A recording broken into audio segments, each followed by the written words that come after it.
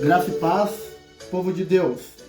Quem vos sauda, quem vos cumprimenta nesta noite é seu irmão em Cristo, Pastor Francis, o que tenho o prazer de te cumprimentar nesta noite, diretamente da plataforma do YouTube.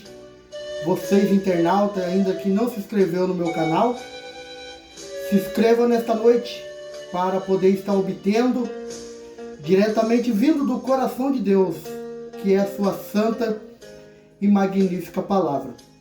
Deus abençoe a todos os inscritos e aqueles ainda que não se inscreveu, se puder dar uma força aí no meu canal, para a gente a cada dia estar postando um tema diferente do outro, para que possa trazer conhecimento e sabedoria para o povo de Deus, amém? Deus vai me usar por misericórdia, né? A minha fraca pessoa, que eu sei que o único grande é somente Ele, né?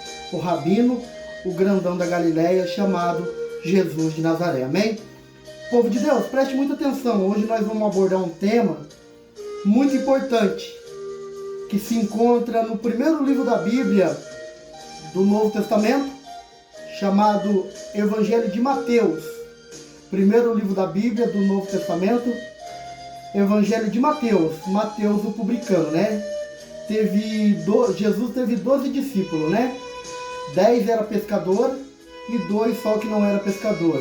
Judas, que era tesoureiro, né, de Jesus, e Mateus, que era publicano e cobrador de impostos. Os outros 10 discípulos eram pescador. Vamos meditar aqui pela misericórdia do grande, do Rabino da Galileia, no primeiro livro da Bíblia, chamado Evangelho de Mateus. O capítulo é 13. É o 13º capítulo do primeiro livro da Bíblia, Evangelho de Mateus, do Novo Testamento, seu versículo 24. Diz assim o título do texto: a parábola do trigo e do joio. Diz assim: propondo em outra parábola, dizendo: o reino do céu é semelhante a um homem que semeia em boa terra a semente no seu campo. Enquanto, porém, um homem dormia, veio o seu inimigo e semeou o joio no meio do trigo. Esse foi. Enquanto o trigo cresceu, frutificou, apareceu também o joio. Então, indo ter com ele os seus servos, do dono do campo, e disseram ao Senhor: não semeaste tu no teu campo boa semente? Como então está cheio de joio? E respondeu-te a ele: o inimigo fez isso. Perguntaram aos servos: quer que vamos arrancá-lo? E ele, porém, disse: não, para colher o joio, não arranque também o trigo com ele, e deixe crescer ambos juntos, até a colheita. A ocasião da colheita, direi ao ceifeiro: colher primeiro o joio e amarrá-lo em feixo para queimar, então colher o trigo e guardais no meu celeiro. Igreja do Senhor, é muito interessante esse texto. Eu quero trazer de uma forma bem abrangente, não de uma forma codificada, porque Jesus ele falou aproximadamente 42 vezes em parábola.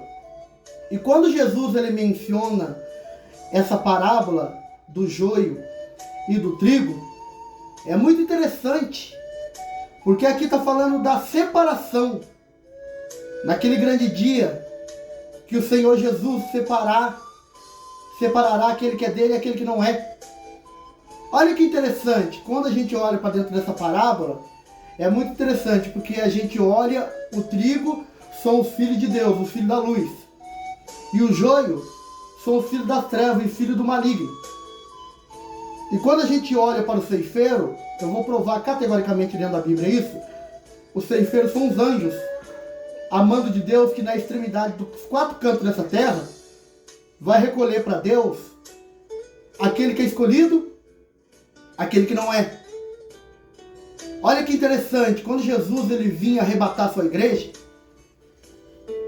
ele não vai arrebatar a sua igreja de forma assim particular, de forma particular em termos assim de arrebatamento secreto. E muitas pessoas por aí tá até mesmo que eu vou mencionar aqui agora, falando que o arrebatamento será no piscar de olhos. Mas quando está falando ali no livro de 1 Coríntios 15, do versículo 51, 52, 53, relata ali, fala sobre arrebatamento e sobre ali a transformação do corpo. No abrir e no piscar de olhos, será o nosso corpo que será transformado. Não tem nada a ver com arrebatamento.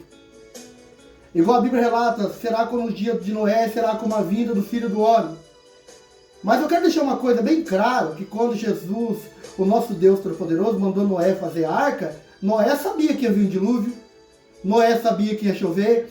As pessoas que estavam despercebidas ali, comendo e dando-se em casamento, elas viram a arca ser construída. Só não entraram, porque não deu legalidade, não deu importância ali que Jesus ia mandar o dilúvio. Mas o povo sabia que isso ia acontecer. É que o povo estava despercebido, estava ali entarefado com as suas tarefas, comendo, bebendo, dando-se em casamento e não ligando, dando importância para aquilo que ia acontecer. Não existe isso, arrebatamento secreto na Bíblia. Não tem, eu não consigo encontrar aparo na Bíblia, relatando que Jesus ele vai vir secretamente arrebatar a sua igreja. Quando Paulo ele menciona ali no livro de 1 Tessalonicenses, capítulo 5, versículo 2 e 3, que o dia do Senhor virá como ladrão, ele não está falando para nós que somos igreja. Ele está falando para as pessoas que estão despercebidas, pessoas ali que estão ali fora, que estão ali no mundo, que estão nas trevas. Não está se referindo à igreja. Igreja, cada texto da Bíblia, preste muita atenção. A gente tem que prestar muita atenção no texto. Eu sempre falo que a Bíblia ela tem dois pontos. Um ponto de partida e um ponto de chegada. Qual é o ponto de partida? É o que eu fiz aqui agora, eu li o texto.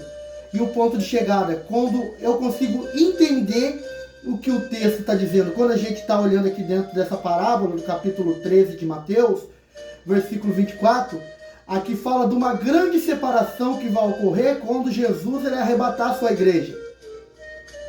Quando ele julgar a cada um.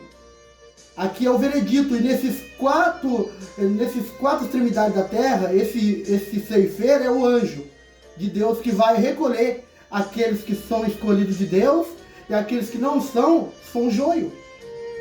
Aqui é o filho da luz que fala e o filho das trevas que está aqui dentro desse contexto. O joio é o filho das trevas e o trigo é o filho da luz.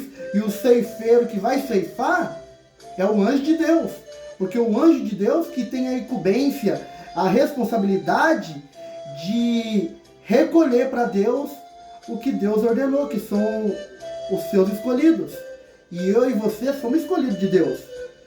Você sabia que a salvação não é por obra, a salvação não é por tempo de igreja, nem cargo, nem título? A salvação só vem através do nosso Senhor Jesus Cristo. Tem um texto da Bíblia que é muito interessante, em livro de Atos, capítulo 5, verso 29, fala que é melhor obedecer a Deus que obedecer aos homens, porque o homem é corrupto. O homem se corrompe. Agora Deus não.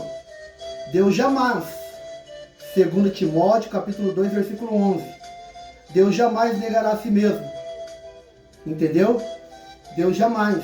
Tudo que Ele prometeu, Ele há de cumprir o que Ele prometeu. Guarde essa mensagem na tábua do seu coração. Vamos perseverar na santa doutrina do Senhor e perseverar naquilo que Deus nos ensinou. Vamos ficar naquilo que Deus nos ensinou, que é a sua palavra. O demais que falar é balela, é ensinamento de homem. O que não tiver dentro da Bíblia é ensinamento de homem. Agora o que tiver dentro da Bíblia é ensinamento do Deus Todo-Poderoso, do Rabino da Galileia. Quem vos despede nesta noite é seu irmão em Cristo, Pastor Francis. Deus abençoe você, toda a sua família. Você ainda que não é inscrito no meu canal, se inscreva, ativa o sininho e dá um like para mais informação quando chegar aí para você as notificações de mais vídeo. Ajuda aí no meu canal, dê uma força aí, povo de Deus. Vai compartilhando, internauta, com seus amigos, com seus entes queridos. Esse ensinamento é exclusivo somente para aqueles que querem aprender da palavra de Deus, amém? Não tem outro intuito, eu não fiz esse canal para outro objetivo. É somente um objetivo que eu fiz, para ensinamento da Sagrada Escritura. Lá no livro de João, capítulo 6, versículo 48, Jesus falou: eu sou o pão que desci do céu, eu sou o pão da vida. Quem tem fome, quem comer esse pão jamais terá fome.